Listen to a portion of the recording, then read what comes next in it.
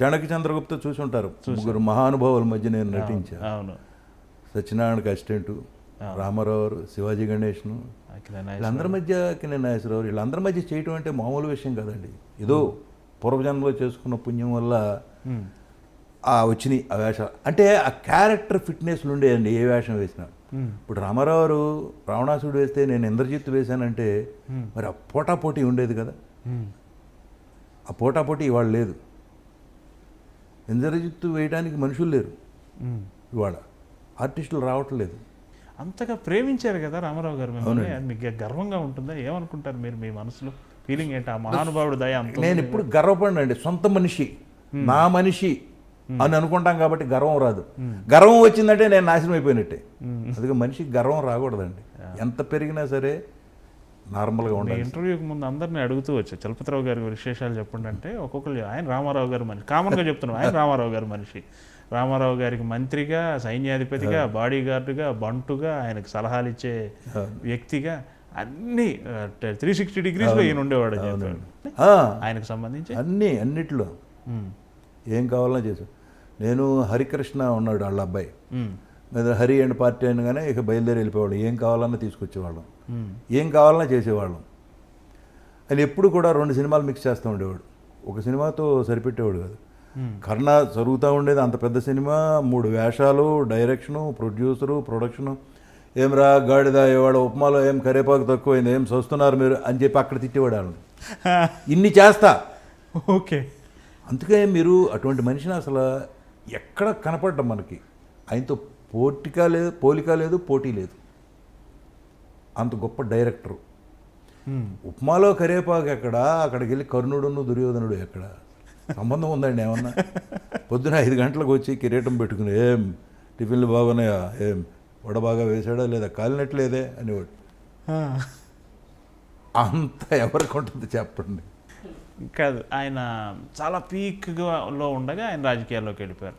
అదే టైంలో మీకు 70s 80s మీ లైఫ్లో కూడా చాలా పీక్ నటుడు. మీకు మీరు కూడా 2 షిఫ్ట్లు పనిచేసేంత బిజీలో ఉన్నారు కదా. ఆయన హఠాత్తుగా రాజకీయాల్లోకి వెళ్ళిపోయినప్పుడు ఆయన మిస్ అయిపోయామని మీకు అనిపించిందా? బాగా అండి. మిస్ అవడం ఏముంటుంది, మన చండశాసనుడు జరిగేటప్పుడు మద్రాసులో ఉంటారు, ఆయన హైదరాబాద్ వచ్చేసారు. అప్పుడు రాలేదండి. ఇంకా హైదరాబాద్లో ఉన్నాడు, మేము హైదరాబాద్లో ఒకటి యాక్ట్ చేస్తా వెళ్ళిపోతూ ఉండేవాళ్ళం. మద్రాసులోనే ఉన్నాం. చండశాసనుడు జరుగుతుందండి, అప్పుడే పార్టీ పెట్టారు. పెడితే నేను ఆ పొలంలో కూర్చున్నాం ఇద్దరం. అన్నయ్య మరి మీరేంటి రాజకీయాల్లోకి వెళ్ళిపోతున్నారు కదా, మేము కూడా వచ్చేసేమా ఇక వేషాలు మానేసి అని అంటే, వద్దు నేను ఇంత లోతు బురదలో దిగిపోయి ఉన్నా. ఈ రాజకీయాలంటే దరిద్రం, నీచం. మన వాళ్ళందరికీ చెప్పు, చక్కటి వేషాలు రాయించుకుని మంచి మంచి సినిమాలు తీయమను. సినిమాలు మాత్రం మానొద్దు. సినిమాలు జాతికి ఉపయోగపడతాయి, సొసైటీకి ఉపయోగపడతాయి. మనం చెప్పే నీతులు వాళ్ళు ఫాలో అవుతారు. నేను ఈ దరిద్రం పాలిటిక్స్లో ఇరుక్కుపోయా, దీనిలో నుంచి నేను బయటికి రాలేను అని చెప్పాడు. చెప్తే నేను వెళ్ళి చెప్పా అందరికీ, సోమన్ బాబు గారికి, కృష్ణరాజు గారికి, కృష్ణ గారికి, పెద్ద ఆయన ఇలా చెప్పాడా మీ అందరికీ అని. వెళ్ళలేదండి. అందుకనే పాలిటిక్స్ ఎప్పుడన్నా మహానాడు పెడితే మాత్రం పిలిచేవాడు, వెళ్ళి నాటకాలు వేసి ఆ మహానాడులో వచ్చేసేవాళ్ళం. లేకపోతే నేను కూడా ఎమ్మెల్యేనే అయ్యేవాడిని, తర్వాత మినిస్టర్ అయ్యేవాడిని, ఏమయ్యేవాడిని నాకు తెలియదు. ఎందుకంటే గడ్డి పరకన పెట్టినా కూడా గెలిచారు ఆ సీజన్లో. గడ్డి పరక ఎవరో తెలియదు అసలు. తెల్లవన మనిషిని తీసుకొచ్చి నువ్వు ఎమ్మెల్యే అంటే వాడు ఎమ్మెల్యే అయిపోయాడు. అలా గెలిచారు, మేము గెలిచేవాళ్ళం. అందుకని పాలిటిక్స్లోకి వెళ్ళలేదండి. అందుకే ఇంతవరకు పాలిటిక్స్ గొడవ పట్టించుకోం మేము. ఆయన ఆఖరి క్షణాలు, ఆఖరి రోజులు, ఆ టైంకి మీరు దగ్గరగా ఉన్నారండి? కలిసేవాళ్ళు ఎప్పుడన్నా కనీసం? మద్రాసు నుంచి వచ్చి కబురు చేసేవాడు. అక్కడ ప్రసాద్ అని ఉండేవాడు. రే పెద్ద నీకు చెప్పరా నేను వచ్చానని వెళ్ళి చెప్పేవాడు. బయట హోమ్ మినిస్టర్ వెయిట్ చేస్తున్నా సరే వారిని తర్వాత రమ్మనని ముందు మన చలపాయని పిలువనేవాడు. నేను వెళ్ళిపోయాడు. నాకు ఎంబరేసింగ్ ఉండేది. వాళ్ళు హోమ్ మినిస్టర్ వాళ్ళంతా కూర్చున్నారు, మన తిట్టుకుంటారేమో అని. జన్మధన్యం అంటే ఇంతకంటే ఏం కావాలి సార్? ఏం కావాలండి మనకి? ఇప్పుడు ఇప్పుడు ఇప్పుడు ఎన్ని కోట్లు ఉంటే తృప్తి ఉంటుంది చెప్పండి నాకు. అంతే, రామారావు గారిని చూస్తే చాలా అనుకునే జన్మల కోట్లు ఉన్నాయి. ఇప్పుడు బోల్డ్ మంది బాధపడతారండి, ఆయనతో యాక్ట్ చేయలేకపోయాం మేము, అయ్యో మేము పుణ్యం చేసుకోలేదు అని బోల్డ్ మంది అంటే నాకు కళ్ళమ్మటి నీళ్లు తిరుగుతాయి. రామారావు గారితో పాటు మిగతా హీరోలతో కూడా చేసేవారు కదా. అందరితో చేశాను. రామారావు గారి మనిషి అన్న ముద్ర మీ మీద బలంగా ఉంది. అది ఎలా మేనేజ్ చేసేవాళ్ళు? నా అదృష్టం అండి అది. నేను చేసుకున్న నాగేశ్వరరావు గారితో చేశారు, శోభన్ బాబు గారు. నన్ను అసహించుకునేవాళ్ళు కాదు ఎవరు. చాలా ప్రేమగా ఉండేవాళ్ళు అందరూ. కృష్ణ గారు రామారావు గారికి వ్యతిరేకమైన టర్న్ తీసుకున్నప్పుడు కూడా మీరు కృష్ణ గారి సినిమాల్లో కూడా కనిపించారు. అవునండి. అంటే అది ఇది చిన్న మనస్పర్ధలండి. ఆయన కురుక్షేత్రం తీయొద్దని చెప్పాడు. నేను దానవరసవర కర్ణ తీస్తున్నానయ్యా, రెండు సేమ్ సబ్జెక్టు, నువ్వు తీయొద్దు అన్నాడు. అది కాదు అని చెప్పి మొదలెట్టాడు. అక్కడ చిన్న కోపం వచ్చింది. సరే ఓకే చూసుకుందాం అని చెప్పి ఆయనేమో మొత్తం అసలు ఇండస్ట్రీలో ఉన్న ఆర్టిస్టులందరినీ ఒక రైల్లో వేసుకుని రాజస్థాన్ వెళ్ళిపోయారు. అక్కడ తీశారు అది. కృష్ణ గారా? మేమేమో హైదరాబాద్లో తీసాం. ఓకే. ఇదేమో సూపర్ డూపర్ హిట్ అయింది. దానవరసవర కర్ణ. అదేమో కాస్ట్యూమ్స్ బాగున్నాయి అన్నారు. సినిమా పోయింది. అందుకని అక్కడి నుంచే చిన్న మనస్పర్ధలు. అల్లూరి సీతారామరాజు సినిమా రామారావు గారు తీయాలని అనుకున్నారని అంటూ ఉంటారు. అవునండి. వారు తీయలేకపోయారు, కృష్ణ గారు తీశారు కదా. అది ఆ విశేషం ఏమన్నా మీకు తెలుసా? వారు ఆ స్క్రిప్ట్ మీద చాలా పనిచేశారంట కదా. చాలా అల్లూరి సీతారామరాజు మీద ఆయన బాగా పనిచేశాడండి.